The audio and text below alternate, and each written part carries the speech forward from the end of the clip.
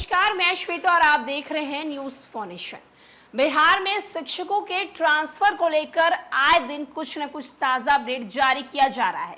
एक तरफ जहां शिक्षा विभाग की तरफ से बिहार के खास करके सक्षमता पास किए शिक्षकों के ट्रांसफर और पोस्टिंग को लेकर नई नीति भी बनाई जा रही है और अब इस नीति के तहत बिहार के शिक्षकों के ट्रांसफर को लेकर ताजा अपडेट सामने आया है।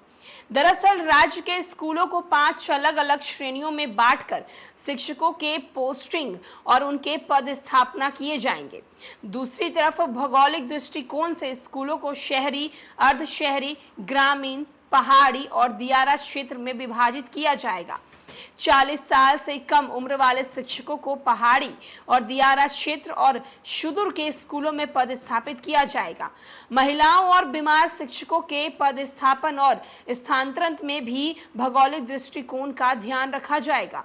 शिक्षकों के पोस्टिंग और पदस्थापन को लेकर शिक्षा विभाग की ओर से कमेटी इस संबंध में प्रस्ताव तैयार कर रही है। इसी क्रम में कमेटी के अध्यक्ष और शिक्षा विभाग के सचिव वैद्यनाथ यादव ने वीडियो कॉन्फ्रेंसिंग के माध्यम से राज्य के सभी जिलों के जिला शिक्षा पदाधिकारियों के साथ बैठक की थी।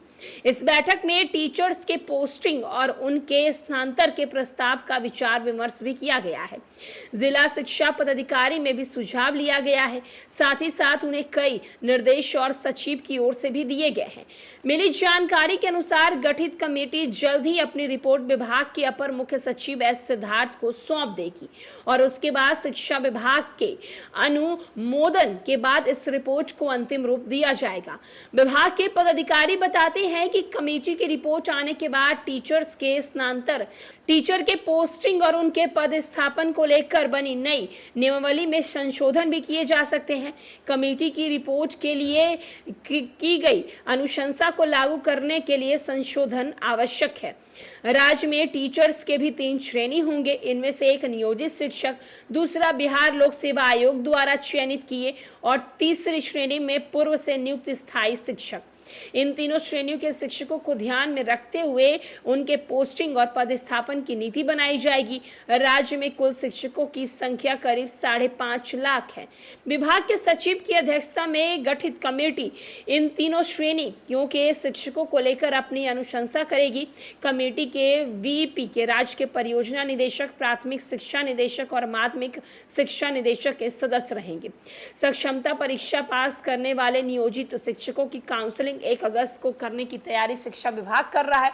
काउंसलिंग के बाद नियोजित शिक्षकों के पदस्थापन नए सिरे से किए जाएंगे और सक्षमता परीक्षा पास करने वाले शिक्षकों को पूर्व में ही जिला आवंटित कर दिया जाएगा और अब इन्हें संबंधित जिलों के स्कूलों में पदस्थापित किया जाएगा। सक्षमता परीक्षा पास करने वाले शिक्षकों की संख्या 1,87,000 है।